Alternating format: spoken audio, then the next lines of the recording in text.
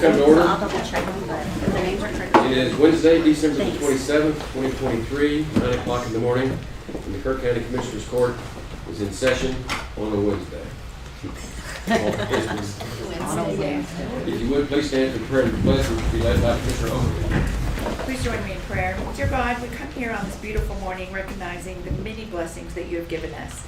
The blessing of Jesus Christ in our lives. The blessing of living in a country where we are free to celebrate his birth. Thank you, Lord, for the people of Kerr County, all the employees that make this a great place to work and live, and thank you for this court. Give us wisdom today to help us make decisions that are pleasing to you. In your name we pray. Amen. Amen. Go ahead.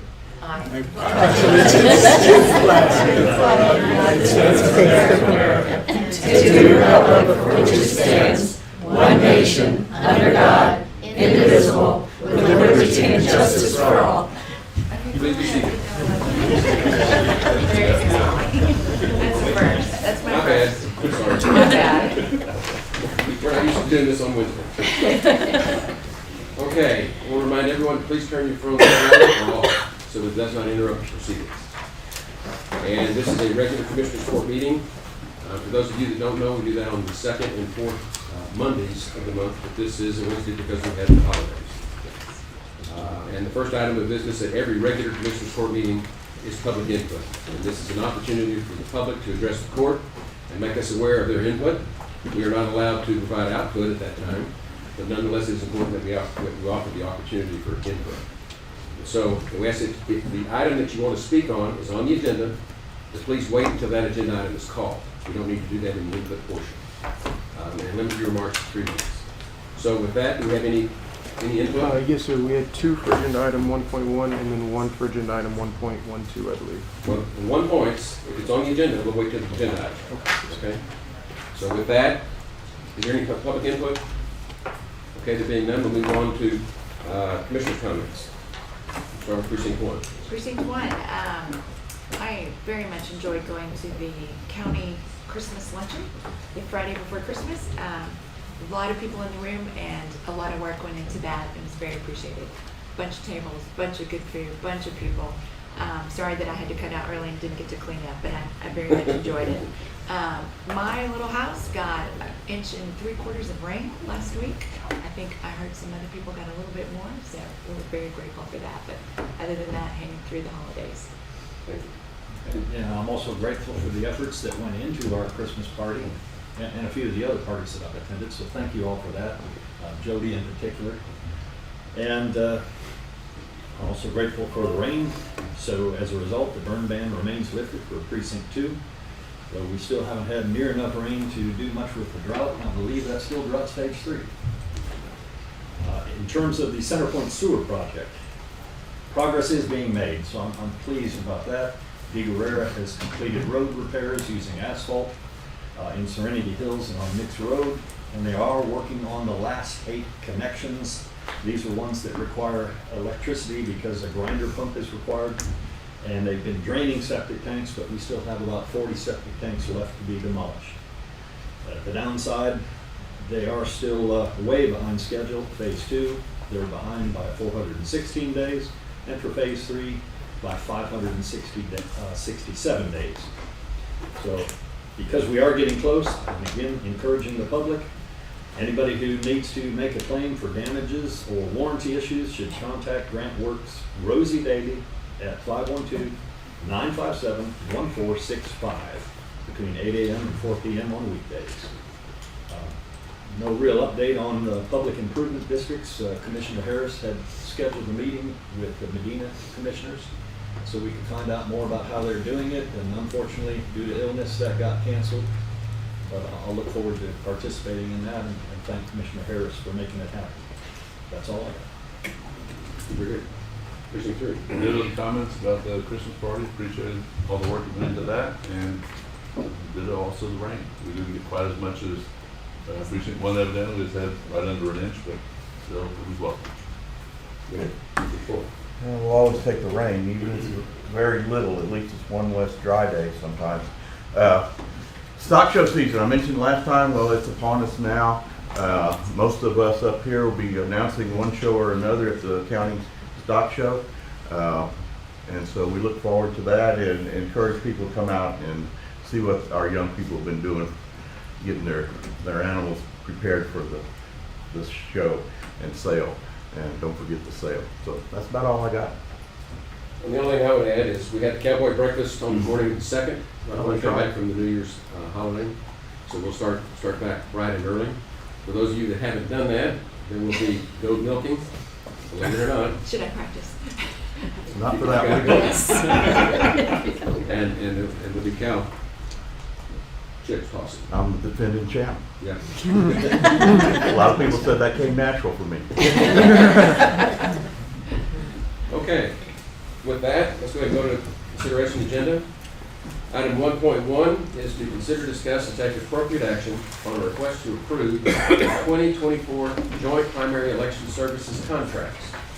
The primary election services contract, as well as the joint resolution between the Republican Party of Kerr County and the Democratic Party of Kerr County and the County Elections Officer of Kerr County. Mr. Collins.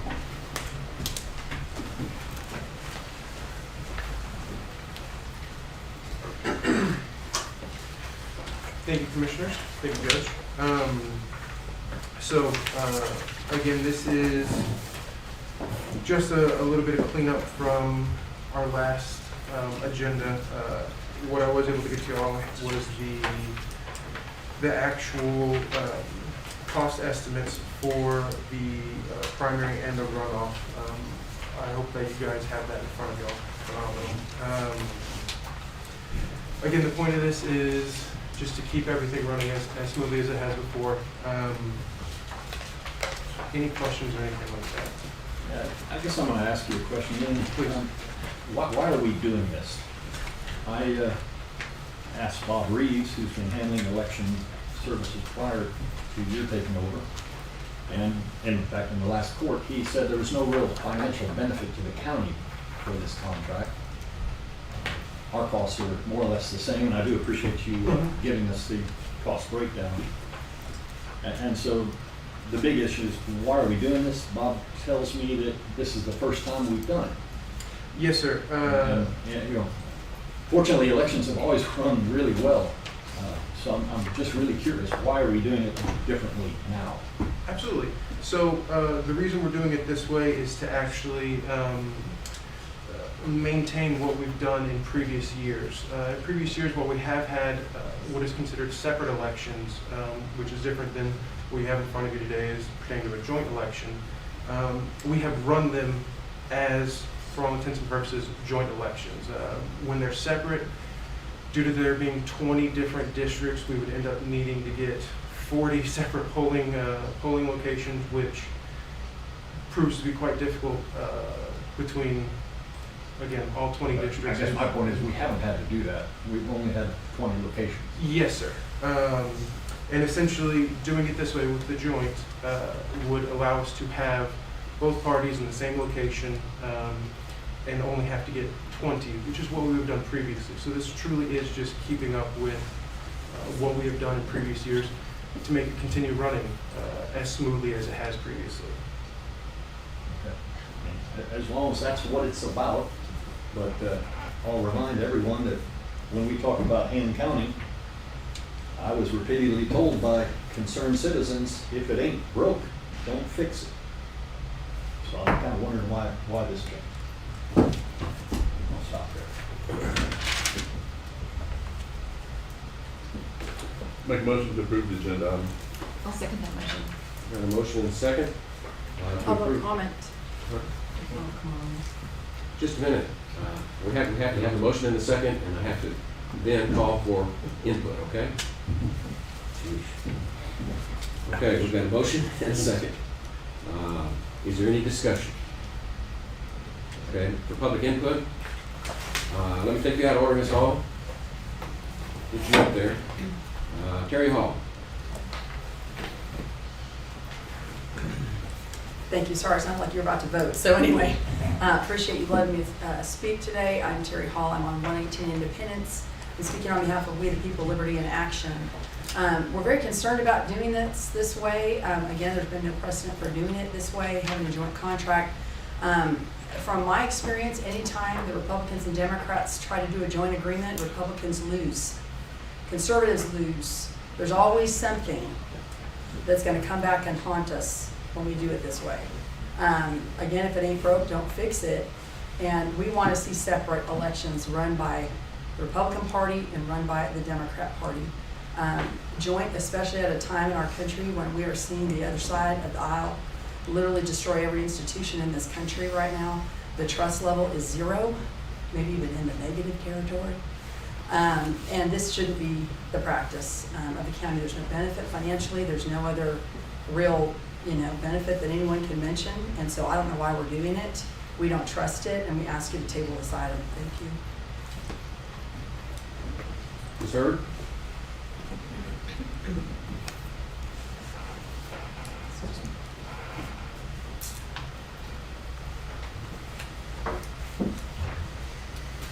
Judge Kelly and Commissioners, thank you for this opportunity to speak on the subject of joint primary elections.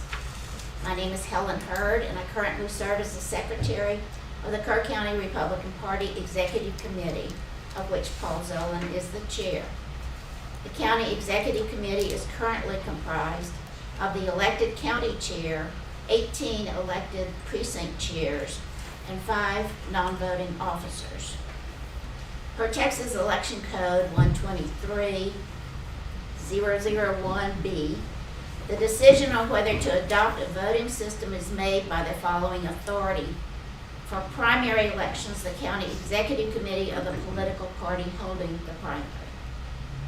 I can attest that Chair Zolan has not put the adoption of a voting system on the agenda of the Executive Committee at any time this year. But in previous Commissioners' Court meetings, he has been outspoken against paper ballot, hand counting, and he has endorsed the Heart Verity software system, which has been used by Kerr County in the past. At some point, Kerr County proposed and adopted a joint primary. Per Texas Election Code 172-126, the decision to conduct a joint general primary election or runoff primary election as applicable must be made by a majority vote of the full membership of the Commissioners Court and with the unanimous approval of the county clerk and the county chair of each political party required to nominate candidates by primary election. It was interesting that Bob Reeves stated in your December 11th meeting that there was no appreciable benefit to conducting a joint primary election. My question then is, who benefits from conducting a joint election? Is it the Kerr County Republican Party, the Commissioners Court, the county clerk, or the county chairs of each political party? The election judges and election clerks include the precinct chairs and workers recruited by them. The joint primary is of no benefit to them or to the Kerr County Republican Party. Neither is it a benefit to the Commissioners Court and the county clerk. So one must conclude that Chair Zolan made this decision unilaterally in order to marginalize his executive committee to the benefit of himself and the opposition party. Thank you for your time. Okay. Any discussion? I have a question for Ian. Yes, sir. What initiated this change? What prompted it? So this was prompted by a group meeting between myself, the Democratic chair, and the Republican chair for the parties here in Kerr County. There was no changes in voting rules or anything that prompted it? Not to my knowledge, no, sir. Okay. Will there be both Democratic and Republican representatives at each of the voting locations? Absolutely, yes, sir. So it's the same as it was. So when you walk into a polling location, you'll say whether you want to vote the Democratic or Republican, and then you'll go to a different table for each one. Yes, sir. I guess, I mean, I don't understand the reason for the change. Or what, I don't understand what's really different, I mean, about, if we don't have the change, if we don't do this, the same thing happens, correct? What, No. I guess what's different if we don't have the joint? Because if we have, if we don't do the joint and we follow through on the separate, we would end up needing 40 separate polling locations versus the 20. Why, if we've never had to in the past? It's, in my opinion, it's best to follow through with things the way that they are. In everything, there's a way that it actually happens and a way that it's supposed to happen.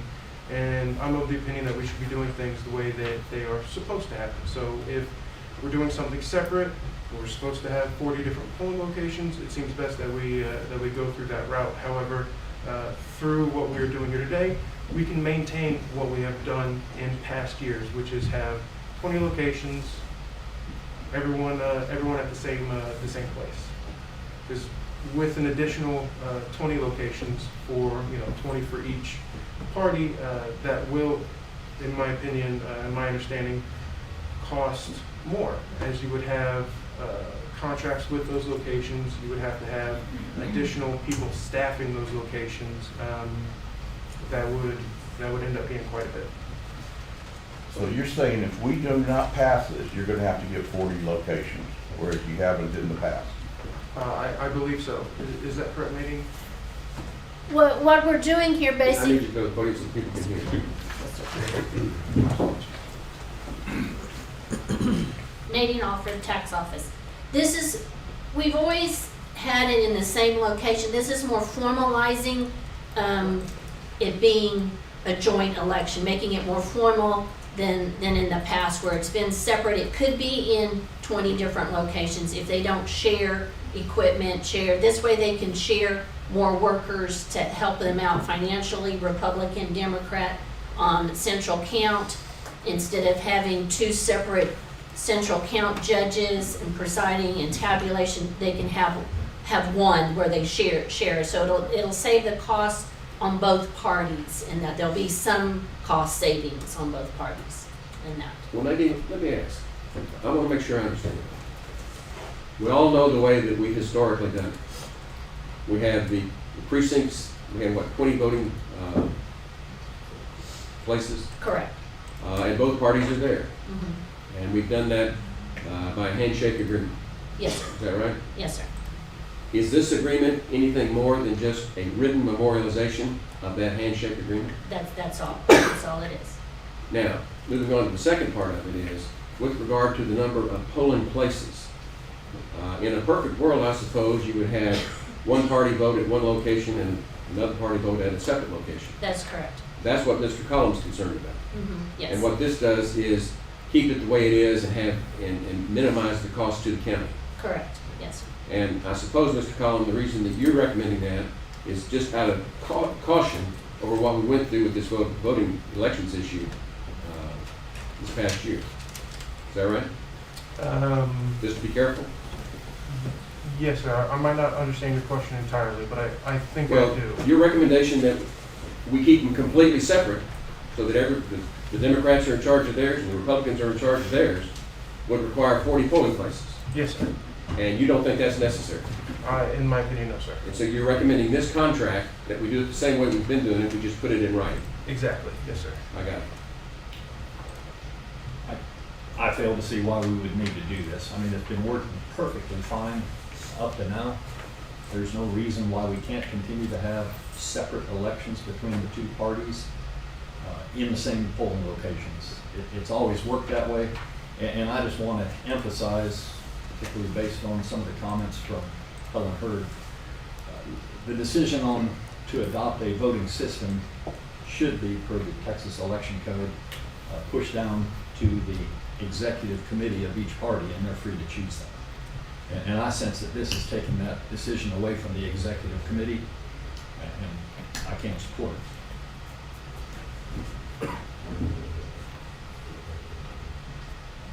So I don't understand your point. Right. We're gonna do it the same way we've been doing it, we just put it in writing. What's the problem with that? Pretty much what I've already said, that we don't need to. And again, if it ain't broke, I don't know how many times I heard that. Fred Henneke was real good at reminding me, if it ain't broke, don't fix it. Nothing's broke here. It's worked perfectly fine for Well, after decades, I don't know. after the episode we had Yeah. over the elections, and raising the budget $250,000 by having to move it to a separate department to conduct it because the other department lost confidence in this court because of your objection. Yeah. I don't blame you for being careful Well, about it's this. fine. He can make the proposal. I guess it's up to this court. But this decision on adopting a voting system belongs to the executive committee, not to the party chairs. Well, that's up to them. Well, this would make it not to them. It's county attorney, who, I mean, I don't know the election code in detail. So if the code says the executive committee makes a decision, and the executive committee didn't make a decision, can we approve something like that? Yes. Is that up to the individual governance of those respective parties? If you guys enter into this contract today, this authorizes it this way, and then those individual, That's the executive way it committees. is, the way it's been. Pardon? This contract is to keep it the way it's been. Yes, basically. Okay. From what I understand, I don't believe the contract was entered into in the past, and it was just a sort of a handshake way of doing things locally, and this just memorializes that, from what I understand. Well, I'm very proud of our elections department, back when it was in the tax office, and now that it's with the county clerk's office. And I take to mind the compliments that we were given by the Secretary of State Representatives that we have one of the best elections departments in the state. And I don't want to do anything to change it. And if this doesn't change it, I'm okay with it. If this keeps it the same, I'm good with it. Still up to the need. Well, I don't want to get involved in inter-party politics. I think the potential, as I understand the thing, without this, either party could say they don't want to vote at the same location as the other party, then all of a sudden you have to have expansion. This says they can't do that. And that saves us money For this election. for this election. It actually doesn't save the county money. It's the Because same. the county handles, if We I'm pass the correct, cost on. Nadine, the county handles early voting and mail-in ballots, and we pick up the cost on that. The parties pick up the cost for election day voting, so it would be up to them if they really want a separate voting location for each precinct.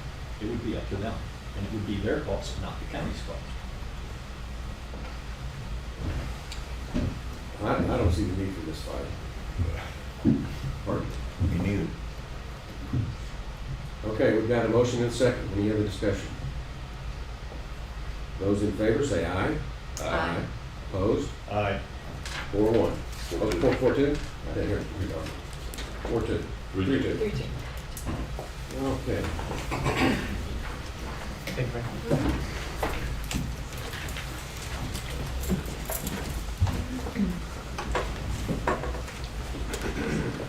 Okay.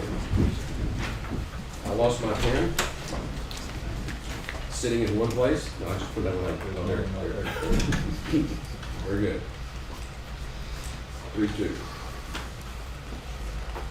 Item 1.2, consider, discuss, and take appropriate action to approve 7 revised job descriptions, including chief deputy clerk, senior deputy clerk, land senior deputy clerk, county court at law senior deputy clerk, elections and archives specialist, as well as 5 new job descriptions, including deputy clerk, land deputy clerk, CCL deputy clerk, vitals deputy clerk, civil, and deputy clerk, elections for county clerk's office. Mr. Collins. So, much like the last agenda item, this is one that's carried over from our previous agenda. I hope you all have had time since then to go over these in detail. I understand that was an issue last time, and I apologize for that. Yes, I just want to make sure that y'all have gone over them and like what you see.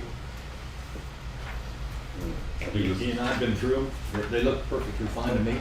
I support it. I guess my question is, I also heard from, I think it was HR, that you didn't actually have to submit this to the court for approval. So I'm just wanting to clarify for other department heads whether this is required or not. I'm happy to approve it. I think you've done a great job. Thank you. I found out after our previous meeting as well that this was not something that needed to specifically happen either. But I find that there's nothing wrong at least having you folks look at it and verifying that it's good. However, yes, I do believe you are correct. It seems like this is something that I could have done in my powers as an elected official, which I Always happy to look at it, Yeah. give you any feedback, but I think you've done a great job. And so I'm going to move that we approve the 7 revised job descriptions that you submitted to the court. second. Got a motion and a second. Any discussion? Yes, there is none. Well, we don't have to approve these. If we don't, it starts getting during the budget process, the stepping grades can start getting way out of whack. So it's important that the court does approve them, in my opinion, mainly to keep all of the positions across the county aligned where they need to be aligned. So there is a reason for it, but I also agree that it's within the elected officials' prerogative to set their job descriptions where they want to. Department head's not the same. Well, let me say, I read them. I read every single one of them in cross-eyed. And there are minor variations between these job descriptions. There's some differences between the different areas of responsibility that they're assigned. And I, for one, in reading them, felt like that this was really the first time that we had comprehensive job descriptions for every position in the county clerk's office. And I commend you for that. Thank you, sir. And while it's not required that we approve this, I think it's best practices. Thank you for presenting it to us. And even though it's not required that we approve it, I would like to support the approval of the job descriptions. Is there any more discussion? Those in favor say aye. Aye. Opposed? Unanimous. Thank you, Ian. Thank you, Commissioner. 1.3, consider, discuss, and take appropriate action regarding the replacement of a highway marquee at the Hill Country Youth Event Center to include specifications that would be needed to request bids on the project. Jake Williams. Good morning, Your Honor, Commissioner's Court. Come to you today. We are at a point at the event center where the marquee is in need of replacement.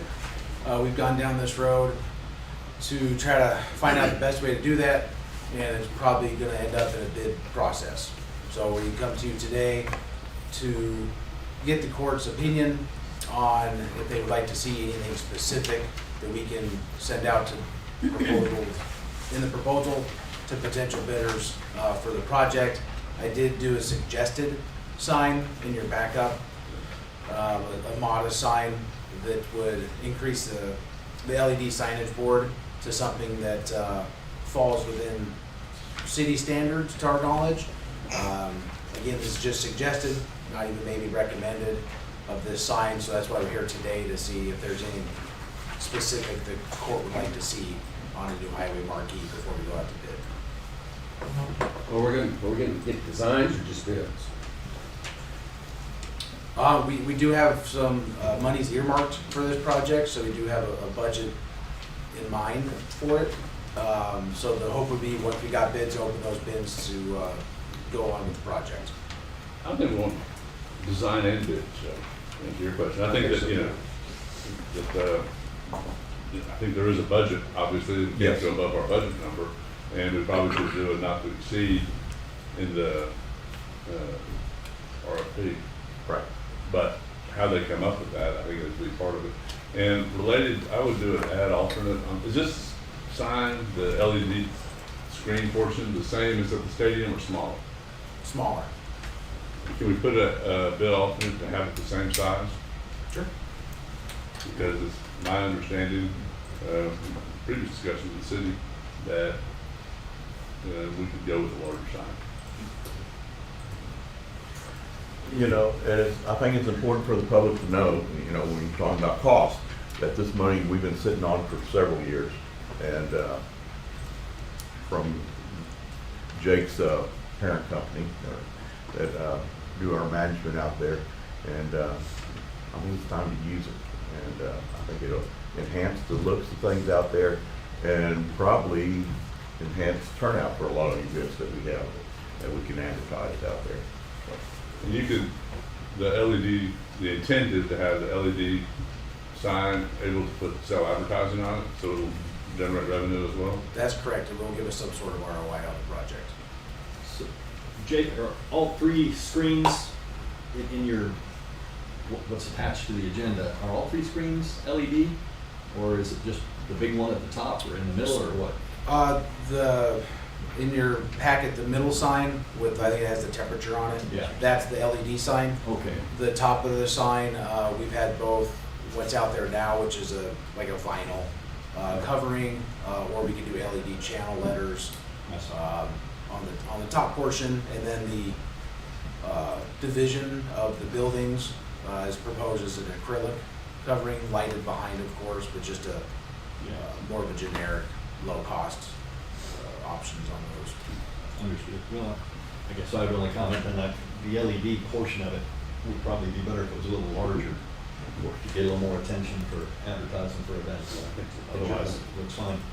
Yeah. And the reason, the city has a sign ordinance, and it's debated, it's unclear whether we're subject to it or not. Well, that was gonna be my question. Are we out of the cities? Because. No, That's in No. the city. We're in the city. Okay.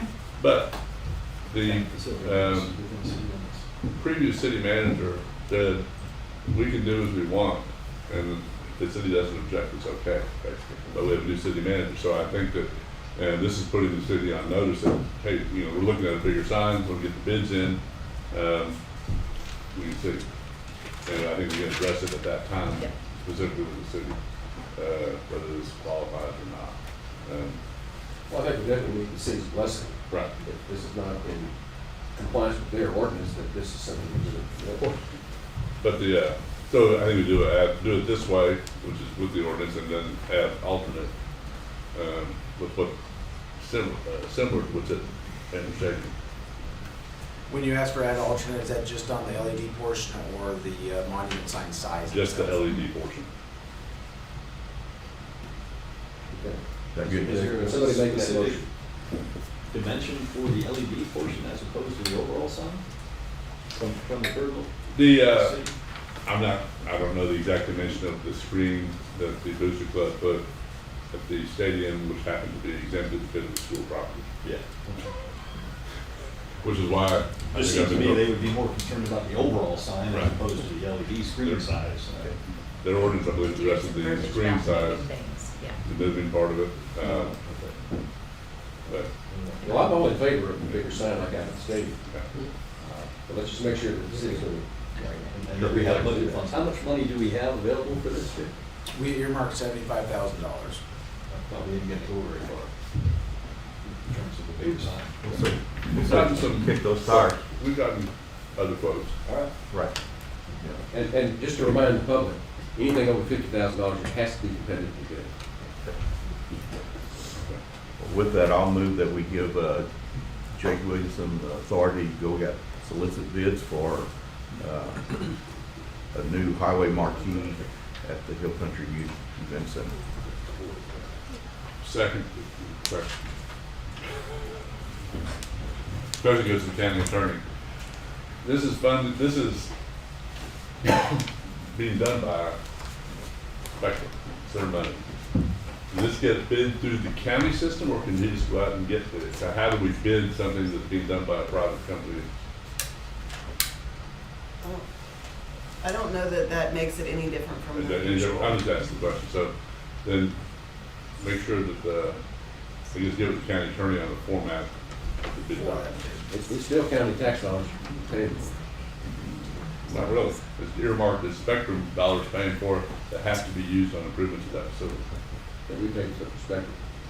Tanya just said Spectrum gave it to the county, so it is still spending county funds. Yeah, They okay. didn't- Okay. It's no different We're from hanging our on to usual it, way. aren't we? Yeah. Yeah. So anyway, I just want to make sure we do it correctly. So we need to give county attorney a format of that bid. Is that good, Jake? So we've got a motion and a second. Any discussion? Those in favor say aye. Aye. Opposed? Unanimous. Thank you. Thank you, Jay. Moving on to item 1.4, consider, discuss, and take appropriate action to modify court order number 40335, reappointing members to the Emergency Services District Number 3, to remove Kathleen Vincent. And I think it's Danny Langbine.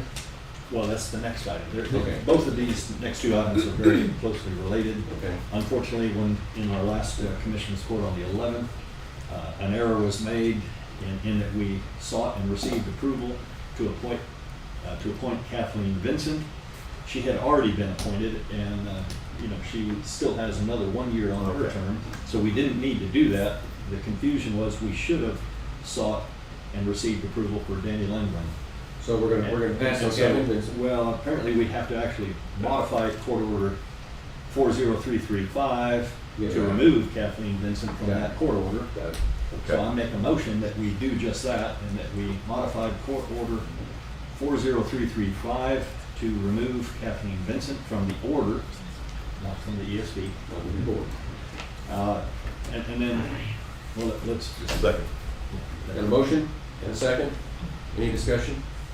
This is just a housekeeping matter. All those in favor say aye. Aye. Opposed? Unanimous. Now let's move on to item 1.5, Yeah. which is consider, discuss, and take appropriate action to reappoint Danny Langbine to the Emergency Services District Number 3. Correct. And again, as we've already discussed, he's already served 2 years, so this would be his second appointment. And he's graciously volunteered and expressed his willingness to do so. So I'd like to make a motion to reappoint Danny Longbine to the ESD number 3. I'll second that. Okay, it's line by. It's LA. Langbine. Longbine. We'll make sure we get it right in Yeah. order. You're right. Let's see. We'll write It's this. actually in, it's Langbine, because Yep. it's Yeah. in the Well, attachment. when the boss gives me the pink sheet, it says. Yeah, it's not Longbine, it's Langbine. Very demanding. Okay. We got a motion and a second? Yes. Just I'm sorry, and the spelling's wrong on the agenda. Correct. Right. Yeah. On the agenda. Should be Correct. A instead of Yeah, O. correct. So we got a motion and a second. Those in favor say aye. Aye. Opposed? Unanimous. Moving on to item 1.6, consider, discuss, and take appropriate action to approve a $100 donation from a citizen to the Sheriff's Equipment Fund. Is there a motion? I move for approval. Second. Got a motion and a second to approve the donation. Don't cut it off, Sheriff. Just a second. We're not going to turn it away. Those in favor say aye. Aye. Opposed? Thank you. Item 1.7, consider, discuss, and take appropriate action to submit grant application 4951901 for the Kerr County Sheriff's Office Ticket Rider Grant Project funded through the FY25 Criminal Justice Grant Program to the Office of the Governor. Ms. Putnam. Oh, I know. Yeah, I'm Mr. Engage. Yeah. Fiscal year 25 criminal justice grant. It's a local pass-through through ACOG. We applied 2 years ago for it was the body worn camera. The grant's reopened, so this will be an equipment grant. So what we're looking at is for e-citation equipment, which would be ticket writer type devices and printers for our patrol deputies and basically all of our county law enforcement to do that. So what that is ability is, it's a handheld device. They're able to go up to the vehicles, scan driver's license, collect registration, VIN numbers and all that type of stuff, and a lot more accurate, to gain more accurate information than these guys. Currently, deputies are handwriting citations, they're turning to the JP court, so this helps with it. Also, data collection in general. More and more, we have to do more and more reports to different agencies, so this gives us a lot more accurate. It'll also help with our racial profiling. So Captain Prout, he's the one that does our yearly racial profiling that we report to the state as well. So this, with these ticket writer devices or e-citation devices, it has default fields. So everything that we need to fill in for the racial profiling report, it'll allow the deputies to collect all of that data. And then we're able to do a finalized report, send it to the state of where it needs to go, so it expedites that Captain Prout, probably the first of January, he'll start on this, and he'll be, for the next 30 days, he'll be sitting there crunching numbers and trying to make sure everybody's stuff online. So, also with this stuff, with these devices, desired outcome is to merge data with our current RMS systems, which is our report management system. So this is a internet-based software, so deputies will have access to look at that.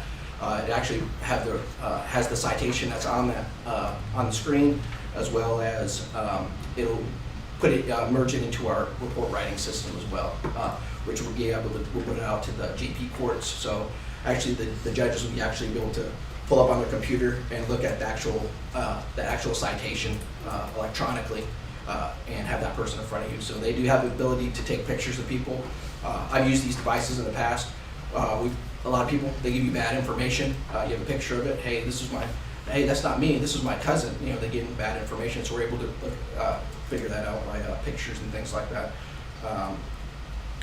So looking for with this local pass-through grant, it does have an $80,000 cap on this because it goes through ACOG. So we did this before with Noel. So as the local pass-through, basically ACOG will approve it, and it'll get sent to the governor's office for the final approval, and then the award will come from there. So I'll work with Noel, and we'll get this hashed out. Questions? Scott, I'm all for it, but you mentioned some sensitive phrase on racial profiling, so could you just elaborate a little bit on what it does and doesn't do with respect to racial profiling? As for the report-wise? Yeah, so with the report, the state requires us, so every contact a law enforcement makes, we have to annotate what this person's race is, the location of it, and it's just an annual report that has to go in, so we have to submit. So what it is that they take that data and they can kind of look at overall of whether these are being biased stops or anything, or of what the reason of the stop, if it's a racially motivated stop. It just collects that data, but so it's an annual report. It's not just for reporting.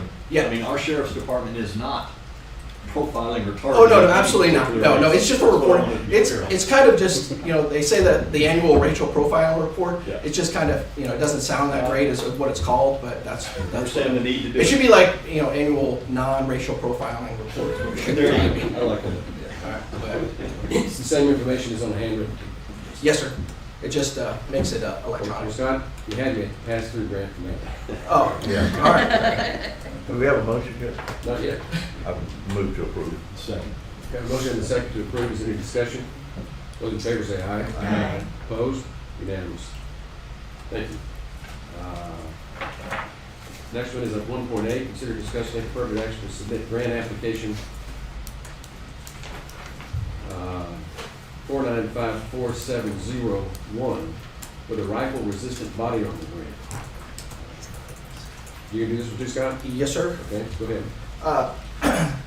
As we applied before, you probably saw the rifle-resistant ballistic shield grant that we did last year and completed that one.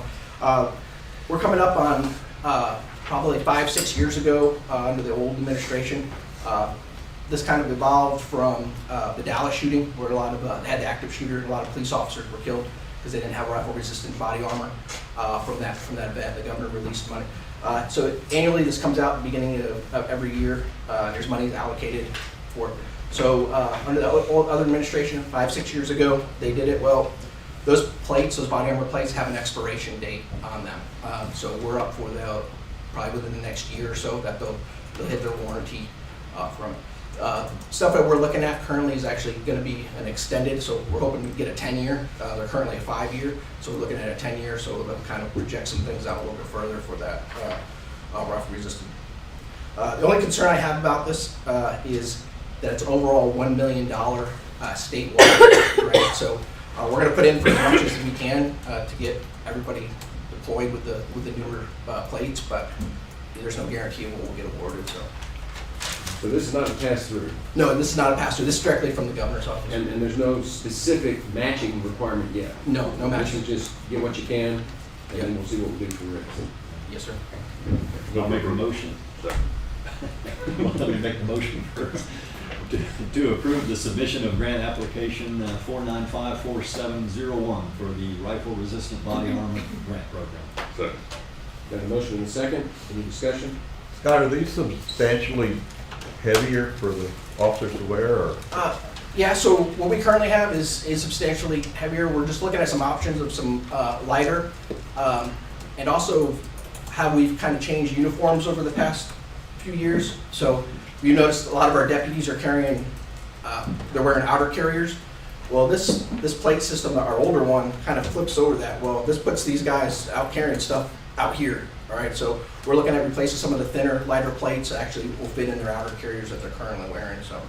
But anything that goes lighter and thinner, the cost goes higher, so we'll look at whatever option we can maybe meet for that. It is lighter than that. Yeah, it's. Even more, and more resistant.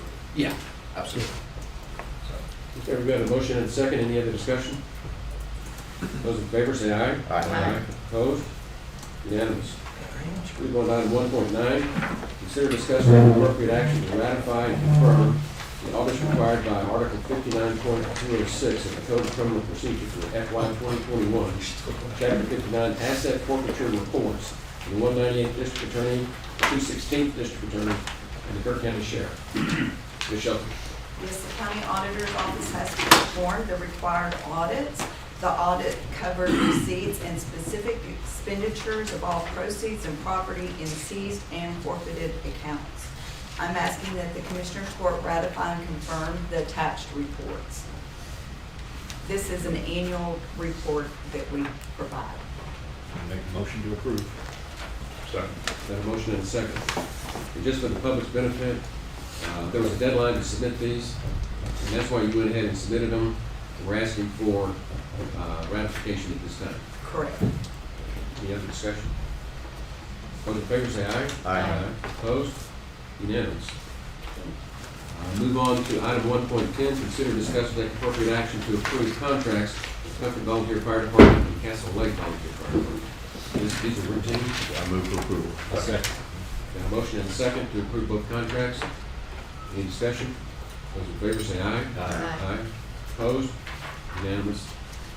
1.11, consider, discuss, and take appropriate action to send a letter of support to Kendall County regarding a Kendall County Drainage Master Plan and a Cypress Creek Dam Improvement Project. Mr. Letts. This is something that Charlie and I received right before the holidays, rather short notice, but Kendall County's submitting for shoot grants early in next week. January 2nd. January. Anyway, the first one's definitely is I'm in favor of is the Kendall County Drainage Master Plan. To do that, they have to do a lot of work up on Cypress Creek primarily. That makes sense. That's going to be done, and it may actually save us money in the future. The second one, the Cypress Creek Dam Improvement Project, that one I'm not as certain about because I don't understand or know where the location is. My understanding, it's in Kerr County. I know that. I'm not sure of the details of it. I was told by County that forwarded me a copy of the report which has the proposed location in it and more details about it, but I have not received that as of yet. So I don't know a whole lot about that project other than the improvement project. My biggest concern there is several. One of them is eminent domain.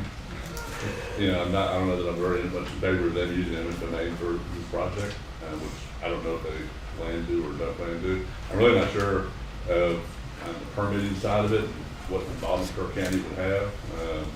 I would think that we'd be very involved with it because it's in Kerr County, but the benefit is primarily the town of Comfort, and they need the help. So I'm not against the project, I'm just not, I don't have enough details right now.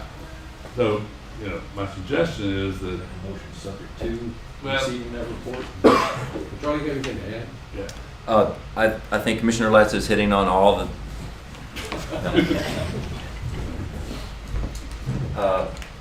in full support of a storm drainage master plan. Without details on a dam, it's hard to support something not knowing details. So the devil's in the details. How do we know if we can support it or what parts to support until we see that? But a storm drainage master plan can cover elements of that as well. So my thought is full support of the storm drainage master plan, because that's where details, you know, come out enough that you have an idea of where a project might be going. Charlie, are you willing for us to approve the letter of support for both of these projects, subject to your and Commissioner Lett's review and approval? Yes, sir. So that if somebody wants you to support something, they need to give you enough information to know you're going to support it. And if you don't have the information, then I don't think we ought to support it. And she's gonna miss her deadline, because if it's not supported today, she misses the deadline to apply for the matching funds. Today? Well, that's what it says. next week. This needs to be in court. What's the deadline on this? So they have an application going in on January the 2nd, and they want to include this letter of support.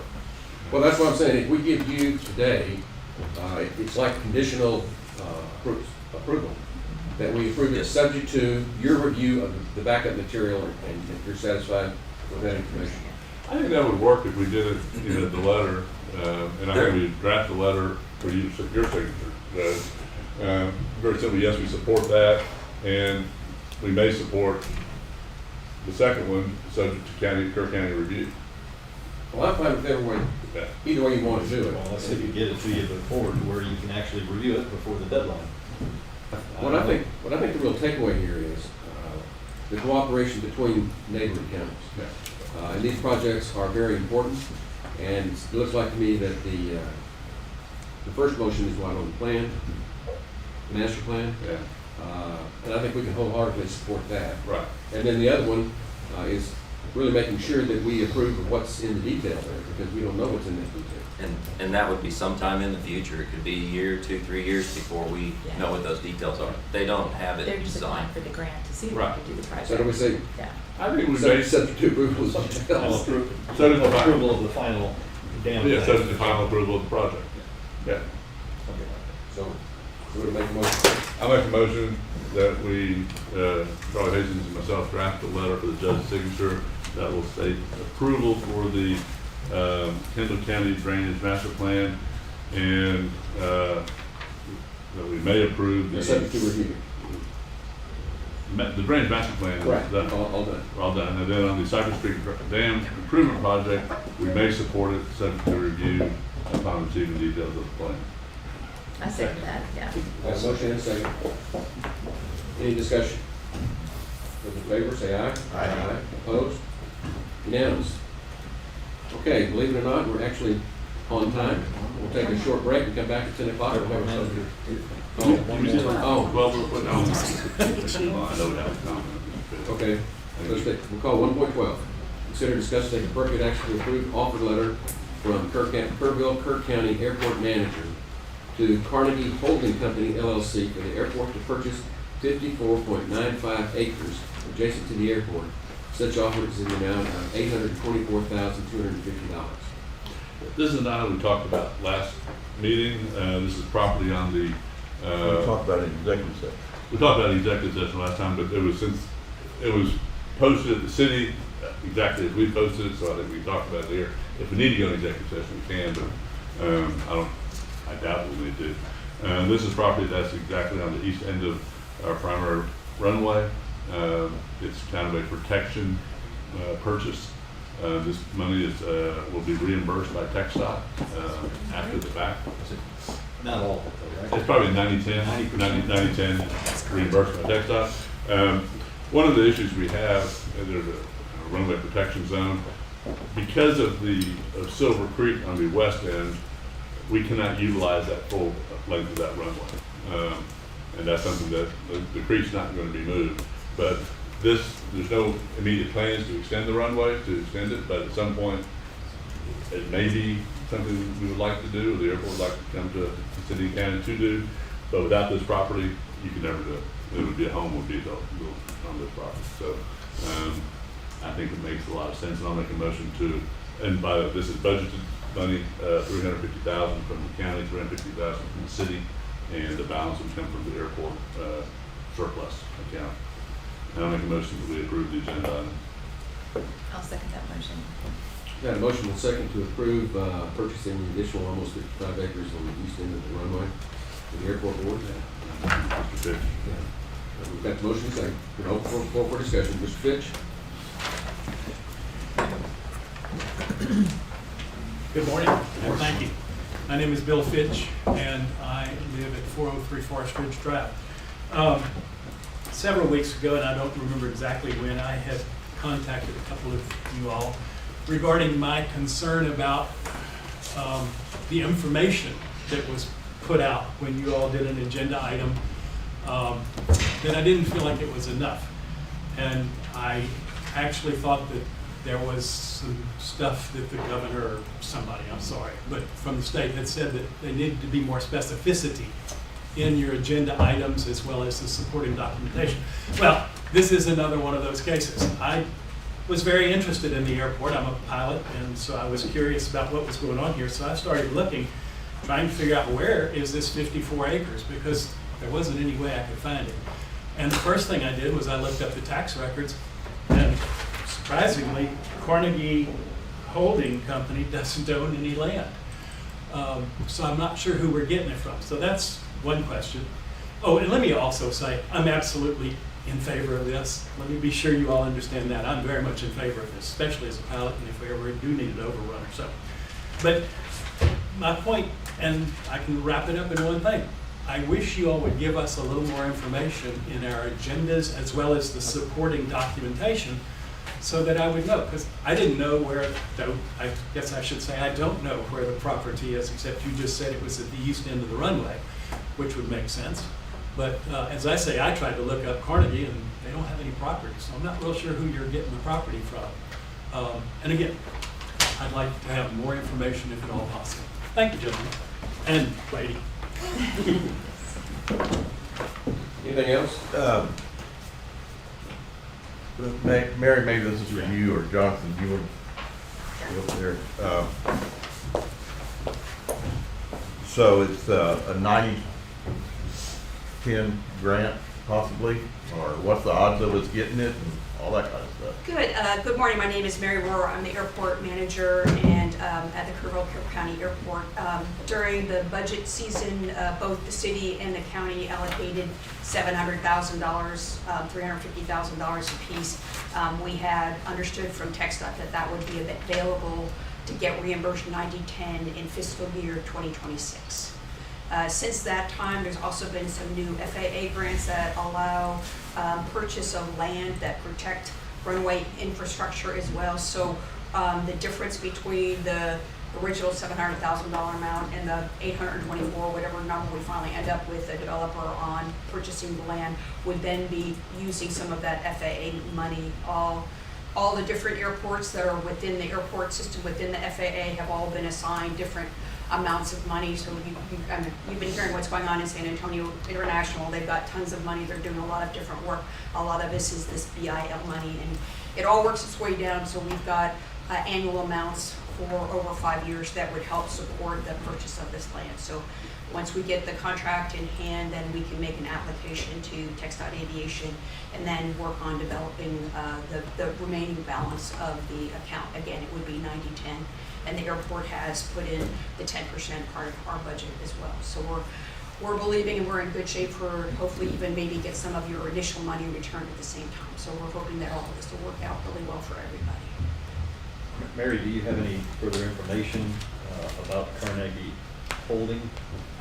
Yeah, that's the holding business company concerns? that I've been, that's the business card that I get from them. I think they've probably put it into some sort of a partnership. It was the old Wellborn tract. It was owned by Mr. Wellborn, and it went through, and I think they just put it in a It's been different acquired partnership. by a developer who still plans to develop House. whatever's left of that lot to the north. Yeah, to the north, But yeah. they've agreed to make this land available to the airport. Yeah, to work our way through. And I guess to clarify, this is not the final price? We're This still is our negotiating? appraisal we're giving them. The letter is a letter of intent to them, and it's based on an appraisal of the value of the land, So which that's is the how appraised TxDOT has worked with us to make sure we get an appraisal done in accordance with TxDOT, and we'll submit it to them.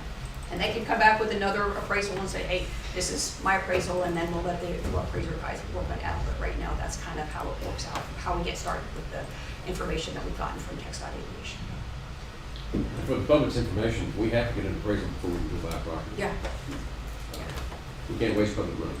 So that's where we're at, is got the appraisal ready to go, ready to submit.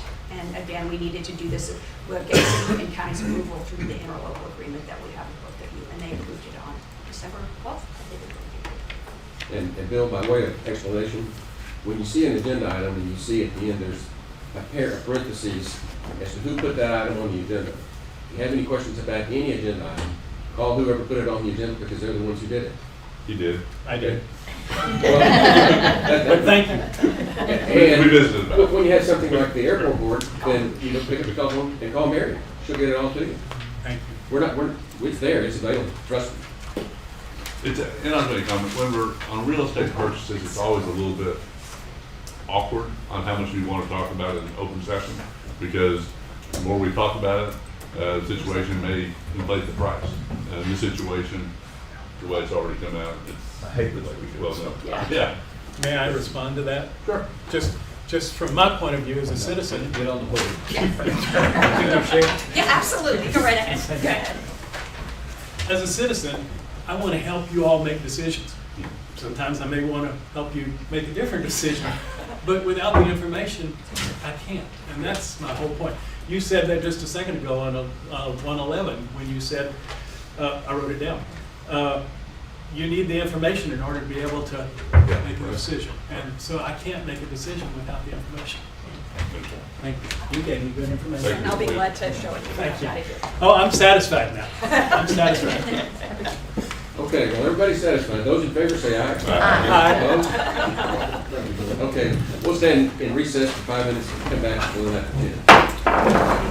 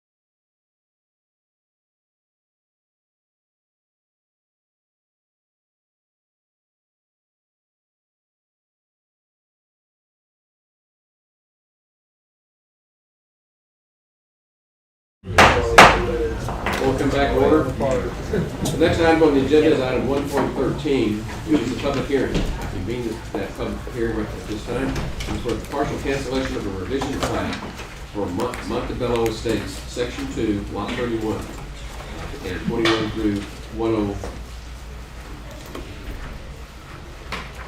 Charlie, I don't know what that says. 10118. Yes, 21-10118. Okay. So that's the file number. So this is a public hearing. Is there anybody that's appeared that would like to address the court? Well, there's no one here to present to the court, then we will go ahead and adjourn, and we'll move on to the next public hearing, which is item 1.14. That's a public hearing on a partial cancellation and revision of plat for Wild Ranch headquarters, tracks 15, 16, 21, and 25. Ms. Hastings, that's just a public hearing. Yep. Is there anyone here to speak to that? Wild Ranch headquarters. Very well, then we'll adjourn that public meeting. Now we'll move on to an action item at 1.15. Consider, discuss, and take appropriate actions regarding a partial cancellation and revision of plat for Wild Ranch headquarters, tracks 15, 16, 21, and 25. Mr. Hastings. Thank you, Judge. This proposal revises and cancels parts of tracks 15, 16, 21, and 25 of the Wild Ranch headquarters. A 60-foot wide strip at the back of these 4 tracks, containing a total of 16.33 acres, will be canceled and removed from the subdivision, returned to unplatted property, and transferred to the adjacent unplatted property. This change will be reflected in revised tracks 15R, 16R, 21R, and 25R in the plat that's in your hands. Each tract will remain larger than 100 acres, and road frontage will not change. County engineer requests the court consider, discuss, and take appropriate action regarding the partial cancellation and revision of plat for Wild Ranch headquarters, tract 15, 16, 21, and 25, plat file number 23-00909, precinct 4, and the public hearing was held a moment ago and no one spoke. I move for approval. I'll second. There's a motion and a second to approve the cancellation and revision of plat for the Wild Ranch headquarters, tracks 15, 16, 21, and 25. Any discussion? Those in favor say aye. Aye. Opposed? Unanimous. Moving on to item 1.16, which is a public hearing. This is a public hearing that I've convened for a revision of plat for Chimera lots 19 and 22. Is there anyone here on behalf of There being no one, we'll adjourn that public hearing and move on to item 1.17. Consider, discuss, take appropriate action regarding a revision of plat for Chimera lots 19 and 22. Mr. Hastings. Thank you, Judge. This proposal revises and combines lot 19, 15.24 acres as platted, and lot 22, 13.13 acres as platted, into lot 22R, 28.34 acres. Road frontage will be on Oak Crest and Wild Ridge. County engineer requests the court consider, discuss, and take appropriate action regarding a revision of plat for Chimera lots 19 and 22, volume 5, page 186, precinct 1. And we had a public hearing a moment ago and nobody spoke. We take a vote on that one. I'm sorry. I will make a motion that we'll take action on item number 117. Got a motion and a second to approve the revision of plat for Chimera lots 19 and 22. Is there any discussion? Those in favor say aye. Aye. Opposed? Unanimous. Moving on to item 1.18, consider, discuss, and take appropriate action for the court to approve and authorize the county judge to execute a professional engineering services contract with Tetra Tech Inc. for a safety analysis and master plan for Eagle Ridge Road in the amount of $80,850. Thank you, Judge. At the request of the court, a proposal was sought from Tetra Tech to provide professional engineering services to analyze Eagle Ridge Road for safety concerns and to develop a master plan for the development of the road to safely support existing and future traffic. Tetra Tech has provided a proposal attached to this letter to provide the requested services. The proposal will provide review of existing traffic impact analyses, roadway safety studies, and geotechnical reports. In addition, Tetra Tech will prepare site distance, speed, and intersection analyses for the intersection with State Highway 173. Tetra Tech will also provide a review of the existing Kerr County subdivision regulations and make recommendations for modifications and amendments to improve roadways in Kerr County subject to developmental growth. Tetra Tech will summarize findings in a brief report with cost estimates and attend public meetings to explain the recommendations and to answer questions from the commissioners and the public. There is $130,000 budgeted in line item 15-601-571, the Eagle Ridge Road project. Tetra Tech proposes to provide these services for a lump sum amount of $80,850. No topographical surveying is anticipated, as acceptable quality light detection and ranging data is publicly available for the area of Kerr County that includes Eagle Ridge Road. County engineer requests that the court approve and authorize the county judge to execute a professional engineering services contract with Tetra Tech, Inc. to prepare a safety analysis and master plan for Eagle Ridge Road in the amount of $80,850, precinct 2.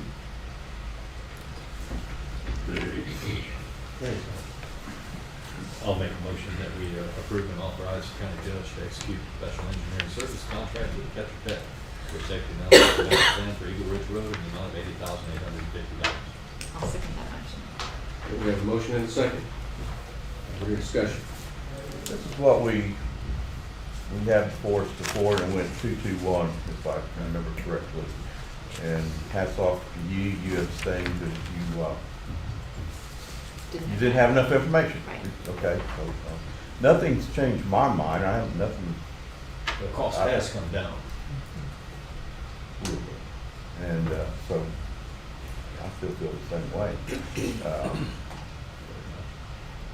What kind of information did you gain? I've spent a lot of time on that, so. I figured as much. I've got it. I understand. I think I don't like it still. I think the only difference is some of the statements that have been in court about the safety of this road. That does put it a little bit different than other conversations or statements about general roads. I still think that it's setting a bad precedent for the county. We might be spending a whole bunch of money on this, but this is something that is on the forefront, so I'm willing to go along. Well, I understand the problem.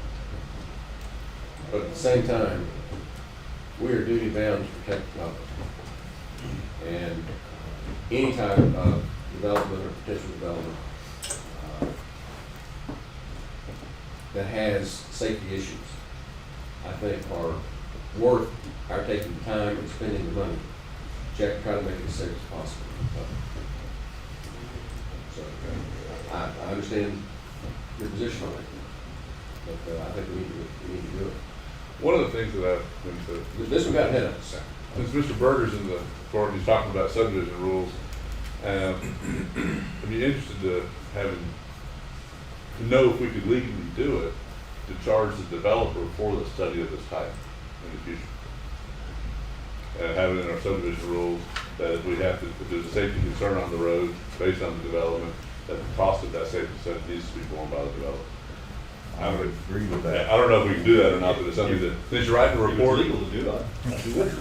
Well, I feel more comfortable asking Mr. Kimbrough to ask that. Well, I know, but that's one thing, make sure he puts it in the report, and then we can ask Mr. Kimbrough if we can do it. Yeah, we definitely, like I said, I don't know if that's allowable under the state law currently, but we can definitely make a similar recommendation that be reimbursed to the extent possible under the law. Yeah. And then that goes to our attorney to find out if we legally do it. Right. Anyway. And this is Don Berger representing the contractor, Tetra Tech, who would do the safety study. Okay. Any other discussion? We have one resident, anything that? Okay. Leave it at that. Any other discussion? Don? Okay. Oh. I'm gonna ask our county attorney, is there any update on the appeal from the court case? They filed the notice of appeal. They did, They did file that. but I don't really want to talk Okay, about that's that with fine. y'all in open session. That's all we need to know. It's in the pipeline. Yep. Okay, with that, any other discussion? Those in favor, say aye. Aye. Opposed?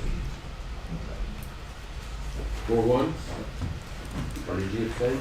No. No, I said I voted for it.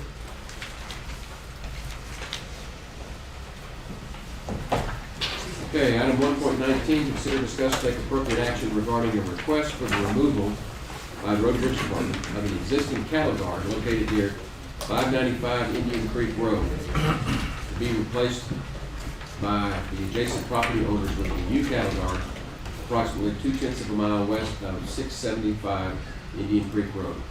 Mr. Hastings. Thank you, Judge. Pursuant to item 1.3 of the November 27th, 2023 Commissioners Court, consider, discuss, and take appropriate action regarding the removal of the cattle guard near 603/604 Indian Creek, Precinct 4, Steve Henley. Follow-up meeting was held with the Road and Bridge Administrator, Road and Bridge Supervisors, County Engineer, and the 4 property owners who used said cattle guard to access their property, being Steve Henley, Albert King, Donna Walker, and Brett Walton.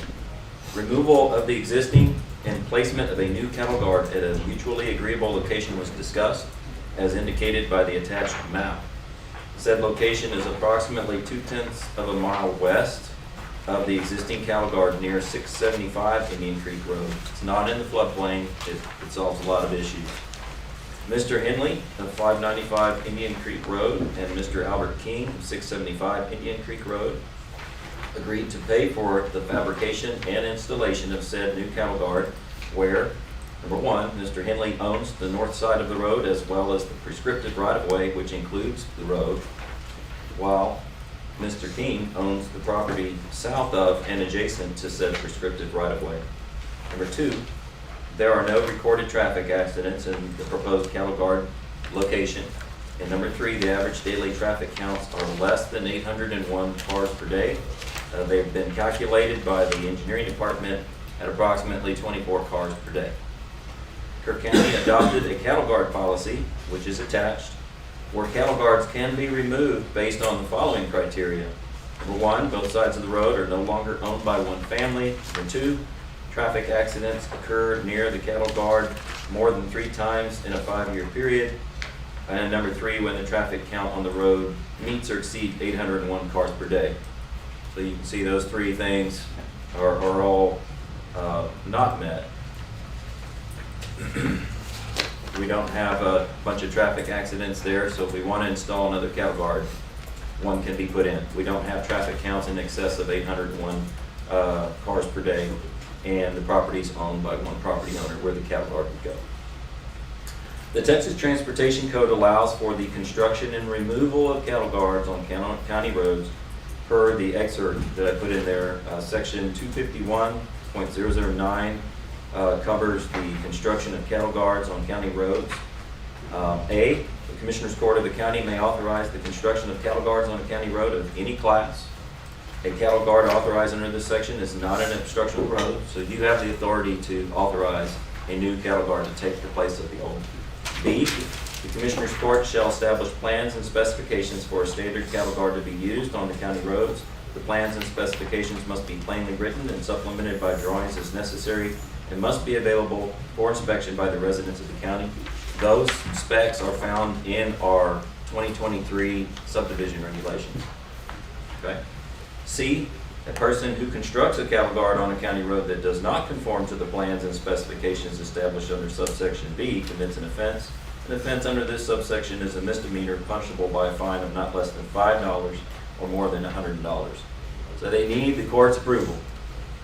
The Commissioners Court D may construct a cattle guard on a county road of any class and may pay for its construction from the County Road and Bridge Fund if the court finds the construction of the cattle guard is in the best interest of the residents of the county. I think we're satisfied with the cattle guard we already have. That is why the property owner said, well, we'd like to pay for a new one a little further down in a better location. And it was a mutually agreeable location. Section 251.0096 is removal of cattle guards from county roads from the Transportation Code. A, the Commissioners Court of a county may remove a cattle guard from a county road of any class if the Commissioners Court notifies each person who owns land to the cattle guard by certified mail not less than 90 days before the proposed removal of the cattle guard. So anyone adjacent which in this case, we just have one person that is adjacent, they own both sides, and that's Mr. Henley. We would need to send him certified mail. B, the Commissioners Court is not required to hold a public hearing on a cattle guard removal. However, if a resident of the county requests a public hearing, the Commissioners Court shall hold a public hearing on the removal of the cattle guard. To be valid, a request for a public hearing must be in writing and be made before the 75th day after the date the notice required by subsection A is mailed. So we've got a lot of moving parts here. See if I can summarize it. If the court wishes to authorize one cattle guard to be removed, it cannot be removed for at least 90 days from the date that certified mail goes out. I would recommend that certified mail come from my office and go to all 4 folks that live back there, so everyone knows, even though the law only requires it to go to the one who's adjacent to the cattle guard. Okay? But that just keeps everybody on the same page. It looks like anybody can request that a public hearing be held, and if that happens, they have to do it in writing, and they have until the 75th day after that certified mail has been delivered or sent out, and it needs to come to the judge's office saying, hey, I'd like to have a public hearing. If that happens, then we would set a public hearing, but in no case could the cattle guard be removed before 90 days. Okay. If a public hearing is requested and it ends up being on the 75th day that someone requests that, then it's going to be more than 90 days before that cattle guard can be removed. County engineer recommends that the court consider, discuss, and take appropriate action regarding a request for the removal by the Road and Bridge Department of an existing cattle guard located near 595 Indian Creek Road to be replaced by the adjacent property owners with a new cattle guard approximately 2/10 of a mile west near 675 Indian Creek Road, Precinct 4. The new cattle guard would be 16 feet wide. The existing cattle guard is 10 feet wide. I move for approval. I'll second. Got a motion and a second. Is there any other discussion? Charlie, I just have a question. In terms of the county's policy, do we have any other roads where cattle guards are in place that have You bet. traffic? No, that have traffic anywhere close to 800 cars No, a sir, day? not yet. Because I mean, it just seems like a really big number. I realize it's connected to the connector road criteria. Yes, sir.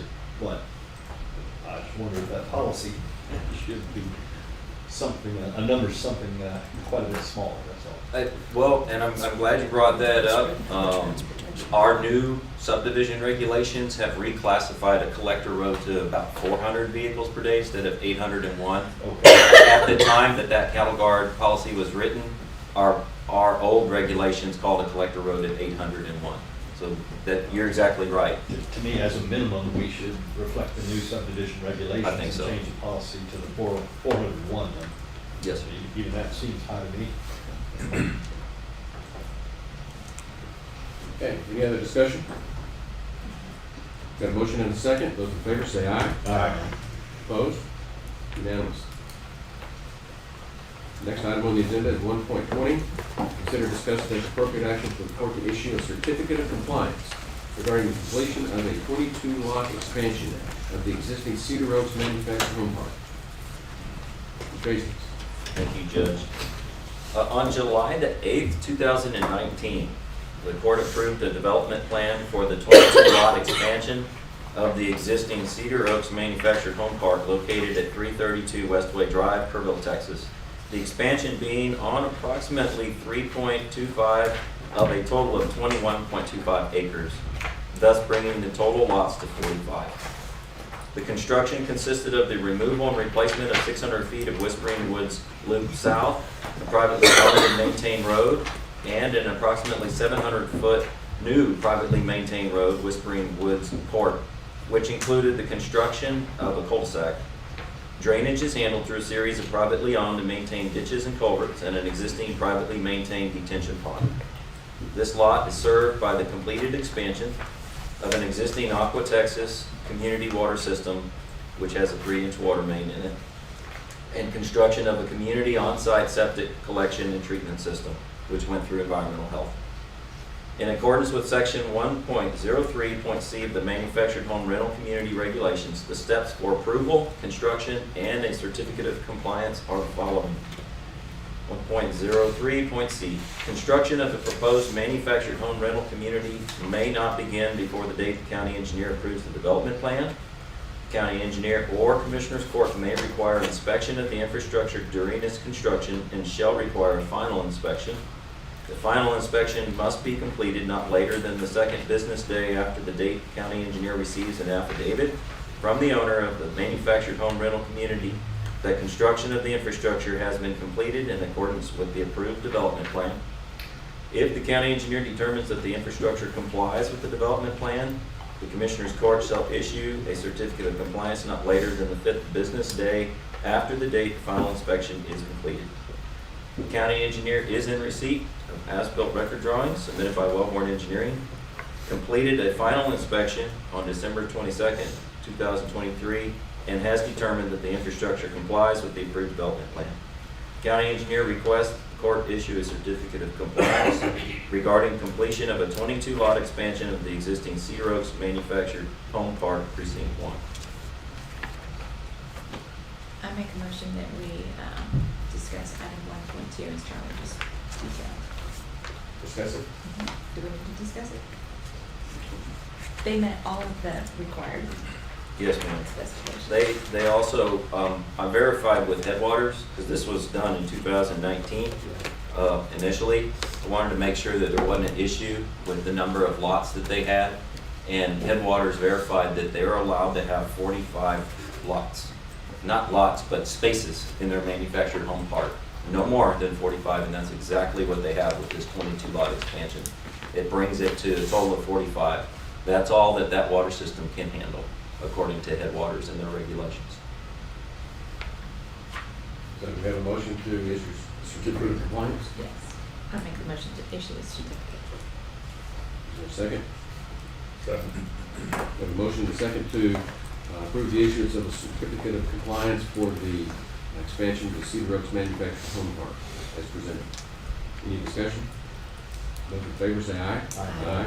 Opposed? Unanimous. Okay, that concludes the consideration agenda. We'll move on to the approval agenda. Item 2.1 is the budget amendments.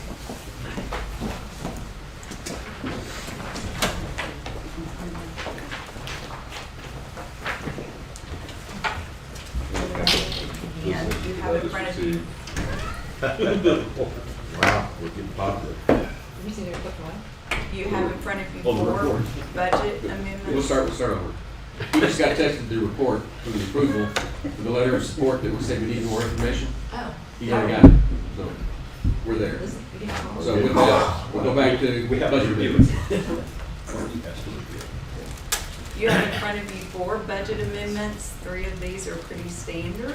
The last one is to clear up and get enough money in the budget for the cloud, storage in the cloud for the IT. It's part of their project that they had. In looking at this, it will lower the amount that we will need for debt. We had it originally as part of the debt budget, and because it's a 3-year subscription, it does not comply. So we need to move it back to general fund. I move for I approval. did discuss this in depth with our external auditors. I move for approval. Second. Got a motion and a second to approve the budget amendments as presented. Any discussion? My understanding is, from talking with the auditor, is that we can't finance as much of the IT budget as we wanted to, that we don't meet the requirements. We have to move it from being financed, that we had planned to do, being able to put it back in the budget. And sitting down and going over with her, we can move that money back into this part of the budget without any adverse consequences. And we can't because it was spread over 3 years. That was, I'm sorry? and we can't do that because it was spread over 3 years. It's That's a what- service agreement, so it's Right. not really buying something that's a capital asset or improving a capital asset that we have. But the 3-year was the problem too. Yeah. So we got double whammy on that. So we got a motion and a second. Any other discussion? Those in favor say aye. Aye. Opposed? Unanimous. Pay bills, 2.2. Yes, invoices for today's consideration, $698,503.39. I move for approval. Second. We have a motion and a second to approve the bills as presented. Pay the bills as presented. Any discussion? Those in favor say aye. Aye. Opposed? Unanimous. Late bills, 2.3. There are not any. Auditor reports, 2.4. There are not any. Thank you. 2.5 is accept monthly reports. Yes, for November 2023, Animal Services, Director Reagan Gibbons, Constable Brad Ryder, Precinct 4. I move for approval. Second. Have a motion and a second to approve the monthly reports as presented. Any discussion? Those in favor say aye. Aye. Opposed? Unanimous. 2.6, court orders. We have a court order from our December meeting, number 40353 through 40376. We also had two that we didn't approve last time. One of those was 403 and 401. There's some wording on that one related to the digital forensic examiner for the sheriff. And the wording was correct as originally put in the court order. And with, I'll go ahead and make a motion to approve those. I will note that we need to give the county attorney on 40339 related to Tucker Street. Make sure we have all that proper information in that court order. But that one's not approved at this point. I'll second that. So we have a motion and a second to approve the court orders as presented and revised. Any discussion? Those in favor say aye. Aye. Opposed? Unanimous. Information agenda, status reports from department heads. Any department heads? Very well, we'll move on to 3.2, status reports from elected officials. We'll move on to 3.3, status reports from liaison commissioners. I have one on that. I met last week with the current president and secretary of Little League, or Kerr Baseball and Softball Association, and we have not had an agreement with them for years. An official agreement. It's been kind of on a month-to-month basis. Anyway, everyone agrees that we need to get a new agreement, so I'll be getting to the county attorney on that agreement. It will clearly specify county responsibilities on that property and Little League responsibilities on that property. So that's moving forward. I'll just throw out that Commissioner Lutz and myself have been meeting with the committee to look at the step and grade system. And I think we've had 2 meetings and we have another one scheduled for January 25th. So I think good progress is being made. I just want to make everybody aware that that's going on. And we've got county attorney and the auditor and HR director and Tracy is also involved. So. And to follow up on that, I think that hopefully after the next meeting, it'll be an agreement out of the committee to then kind of put it out to all department heads, elected officials, and commissioners court for comment on proposed changes, if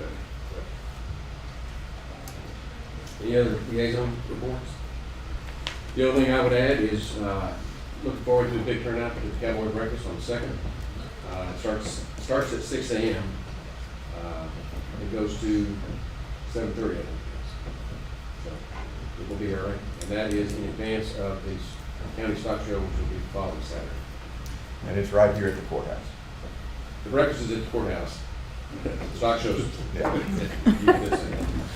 What are the dates of the stock show? Pardon? The dates of the stock show? It's Saturday. Saturday the 6th, I believe. It's a sale. The breakfast is the 2nd. Thursday and Friday of that week is the show. That's right, Thursday, Friday, the sales. Animals move in on Wednesday and show Thursday. Yeah, last year I got to announce sheep, and this year I'm on goats. Is that a demotion or a promotion? I don't know. That's a promotion. That's a No. It was Gotta good get fun. in quick. I enjoyed it. Okay, we don't have any executive session matters, right? No, sir. Okay. Anything else? We are adjourned.